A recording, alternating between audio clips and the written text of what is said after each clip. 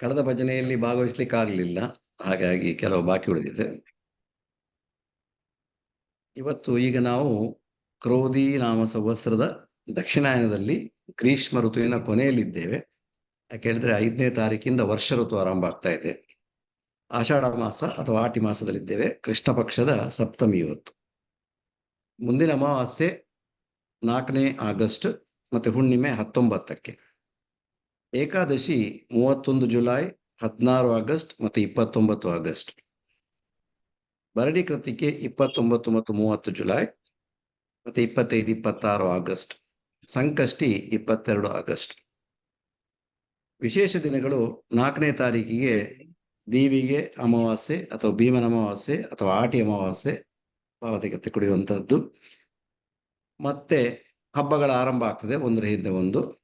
9ನೇ ತಾರೀಕಿಗೆ ನಾಗರ ಪಂಚಮಿ, ಸಂಪತ್ ಶುಕ್ರವಾರ ಕೂಡ. 16ಕ್ಕೆ ವರಮಹಾಲಕ್ಷ್ಮಿ ವ್ರತ, ಶ್ರಾವಣ ಶುಕ್ರವಾರ. 17ಕ್ಕೆ ಶ್ರಾವಣ ಶನಿವಾರ. 19ಕ್ಕೆ ಯಜುರುಪಾಕರ್ಮ, ಋಗುಪಾಕರ್ಮ, ಸರ್ವ ಋಗುಪಾಕರ್ಮ ಆವತ್ತು ಅಂತ ಈಗ ಒಂದು ಸ್ವಲ್ಪ ಜಿಜ್ಞಾಸೆ ಇದೆ. ಯಾಕೆಂತ ಹೇಳಿದ್ರೆ ಅದು ಸೆಪ್ಟೆಂಬರ್ 15ಕ್ಕೆ ಅಂತ ಸೌರ ಋಗುಪಾಕರ್ಮ ಅಂತ ಇತ್ತು. ಅದೀಗ ಯಾಕ 19ಕ್ಕೆ ಉಪಾಕರ್ಮ ಆಗ್ತದೆ ಅಂತ ಹೇಳಿ ತಿಳಿದು ಬಂತು. ಅದೇ ದಿವಸ ರಕ್ಷಾಬಂಧನ. 21 ಆಗಸ್ಟಿಗೆ ರಾಘವೇಂದ್ರ ಸ್ವಾಮಿಗಳ ಆರಾಧನೆ. 26ಕ್ಕೆ ಕೃಷ್ಣ ಜಯಂತಿ. 27ಕ್ಕೆ ಮೊಸರು ಕುಡಿಕೆ. 24ನೇ ತಾರೀಕಿಗೆ ಬಲರಾಮ ಜಯಂತಿ. ಇದಿಷ್ಟು ವಿಶೇಷ ದಿನಗಳು. ಈಗ ನಾವು ಆಷಾಢ ಮಾಸದಲ್ಲಿ ಇರುವುದರಿಂದ ಆಷಾಢ ಮಾಸದ ಬಗ್ಗೆ ಒಂದು ಸ್ವಲ್ಪ ತಿಳುವಳಿಕೆ ಗೊತ್ತಿರಬಹುದು ನಿಮಗೆ. ನಮ್ಮಲ್ಲಿ ಇರುವಂತಹ ಆಷಾಢ ಮಾಸ ಅಂತ ಹೇಳಿದ ಕೂಡಲೇ ಎಲ್ಲರೂ ಅಶುಭ ಅಥವಾ ಒಳ್ಳೆಯ ದಿನಗಳಲ್ಲ ಅಂತೆಲ್ಲ ಆಲೋಚನೆ ಮಾಡ್ತಾರೆ. ಇದಕ್ಕೇನು ಯಾವುದೇ ದೃಷ್ಟಿಯ ಯಾವ ಶಾಸ್ತ್ರದಲ್ಲಿ ಕೂಡ ಇದರ ಉಲ್ಲೇಖ ಇಲ್ಲ ಅಂತ ಹೇಳಿದ್ದಾರೆ. ವಿಶೇಷವಾಗಿ ಈ ಯಾಕೆ ಆಷಾಢ ಅಂತ ಬಂತು ಅಂತ ಹೇಳಿದ್ರೆ, ನಮ್ಮಲ್ಲಿ ಇರುವಂತಹ 27 ನಕ್ಷತ್ರಗಳಲ್ಲಿ 12 ನಕ್ಷತ್ರಗಳು ಪ್ರತಿ ತಿಂಗಳ ಹುಣ್ಣಿಮೆಯ ದಿವಸ ಚಂದ್ರನ ಹತ್ರ ಮಿಳಿತವಾಗ್ತದಂತೆ. ಹಾಗೆ ಆದಾಗ ಬರುವಂಥದ್ದು ಆ ತಿಂಗಳ ಹೆಸರು. ಈ 12 ನಕ್ಷತ್ರಗಳು ಯಾವುದು ಅಂತ ಹೇಳಿದ್ರೆ ಅಶ್ವಿನಿ, ಕೃತಿಕ, ಮೃಗಶಿರ, ಪುಷ್ಯ, ಮಾಘ, ಉತ್ತರ ಫಾಲ್ಗುಣಿ, ಚಿತ್ರ, ವಿಶಾಖ, ಜ್ಯೇಷ್ಠ, ಪೂರ್ವಾಷಾಢ, ಶ್ರವಣ, ಪೂರ್ವಭಾದ್ರ. ಈ 12 ನಕ್ಷತ್ರಗಳು ಪ್ರತಿ ಯಾವ ಹುಣ್ಣಿಮೆಗೆ ಚಂದ್ರನ ಜೊತೆ ಸೇರ್ತಾವ ಅದರ ಹೆಸರು ಬರ್ತದೆ. ಅಶ್ವಿನಿ ನಕ್ಷತ್ರದ ಜೊತೆ ಚಂದ್ರ ಸೇರಿದಾಗ ಆಶ್ವಯುಜ ಮಾಸ, ಕೃತಿಕ ಜೊತೆಯಲ್ಲಿದ್ದಾಗ ಕಾರ್ತಿಕ ಮಾಸ, ಮೃಗಶಿರ ಇದ್ದಾಗ ಮಾರ್ಗಶಿರ ಮಾಸ, ಪುಷ್ಯ ಇದ್ದಾಗ ಪುಷ್ಯ ಮಾಸ, ಮಗ ಅಥವಾ ಮಖ ಜೊತೆಗಿದ್ದಾಗ ಮಾಘ ಮಾಸ, ಉತ್ತರ ಫಾಲ್ಗುಣಿ ಇದ್ದಾಗ ಫಾಲ್ಗುಣಿ ಮಾಸ, ಚಿತ್ರ ನಕ್ಷತ್ರ ಇದ್ದಾಗ ಚೈತ್ರ ಮಾಸ. ಹೀಗೆ 12 ನಕ್ಷತ್ರಗಳ ಇದರಿಂದ ಆ ಹೆಸರು ಬಂದದಷ್ಟೇ ಹೊರತು ಅದಕ್ಕೆ ಬೇರೇನು ಆಷಾಢ ಮಾಸ ಕೆಟ್ಟ ಮಾಸ ಅಂತೇಳಿ ಏನು ಉಲ್ಲೇಖ ಎಲ್ಲಿಯೂ ಇಲ್ಲ.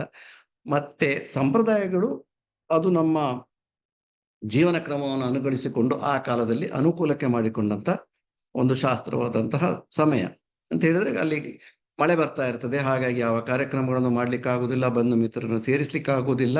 ಹಾಗಾಗಿ ಆ ತಿಂಗಳಲ್ಲಿ ಯಾವ ಕಾರ್ಯಕ್ರಮಗಳನ್ನು ಇಡ್ತಾ ಇರಲಿಲ್ಲ.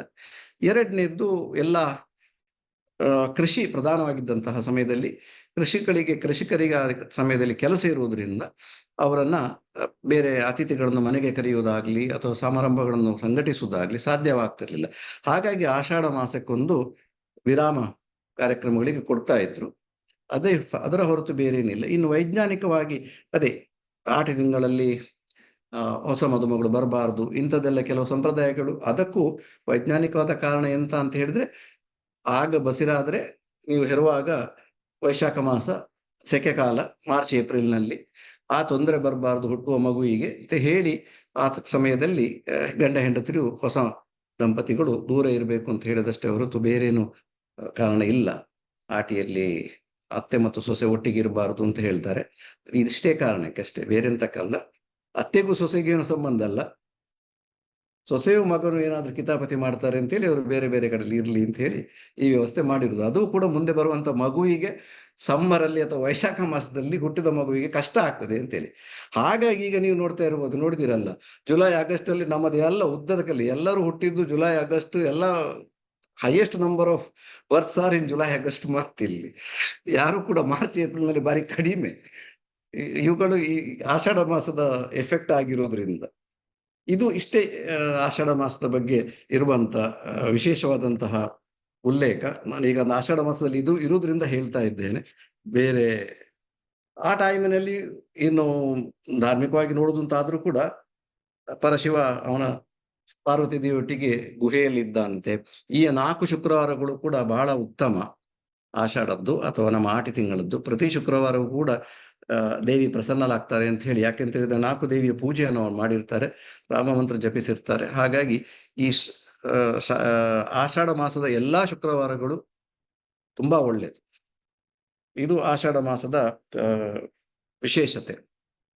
ಇನ್ನು ಮುಂದಿನ ತಿಂಗಳಲ್ಲಿ ಬರುವಂತಹದ್ರಲ್ಲಿ ಅದೇ ಮತ್ತೆ ನಾನು ಮುಂದಿನದ್ರಲ್ಲಿ ಹೇಳ್ತೇನೆ. ಯಾಕೆಂತ ಹೇಳಿದ್ರೆ ಸಂಕಷ್ಟಿಯ ಬಗ್ಗೆ ಮುಂದಿನ ತಿಂಗಳಲ್ಲಿ ಚತುರ್ಥಿ ಬರ್ತಾ ಇದೆ. ಸಂಕಷ್ಟಿಯ ಬಗ್ಗೆ ನಾವು ಸ್ವಲ್ಪ ತಿಳ್ಕೊಳ್ಳುವ ಏನು ಎಂತ ಅಂತೇಳಿ. ಯಾಕೆಂದ್ರೆ ನಾನು ಯಾವುದು ನನಗೆ ಗೊತ್ತಿಲ್ಲೋ ಅದನ್ನು ನಾನು ಫಸ್ಟಿಗೆ ತಿಳ್ಕೊಂಡು ಅದನ್ನು ನಿಮಗೆ ಶೇರ್ ಮಾಡ್ತಾ ಇದ್ದೇನೆ. ಗೊತ್ತಿರೋ ವಿಷಯಗಳು ಉಳಿದವರಿಗೆ ಎಲ್ಲರಿಗೂ ಗೊತ್ತಿರಬಹುದು. ಮುಂದಿನ ತಿಂಗಳಲ್ಲಿ ಸಂಕಷ್ಟ ಚತುರ್ಥಿಯ ಬಗ್ಗೆ ಅಥವಾ ಸಂಕಷ್ಟಿಯ ಬಗ್ಗೆ ಮಾತನಾಡುವ. ಇವತ್ತಿಗೆ ಇಲ್ಲಿಗೆ ಚಿಂತನಾ ಕಾರ್ಯಕ್ರಮವನ್ನು ಮುಕ್ತಾಯ ಮಾಡ್ತಿದ್ದೆ. ಶುಭರಾತ್ರಿ, ಶುಭವಾಗಲಿ.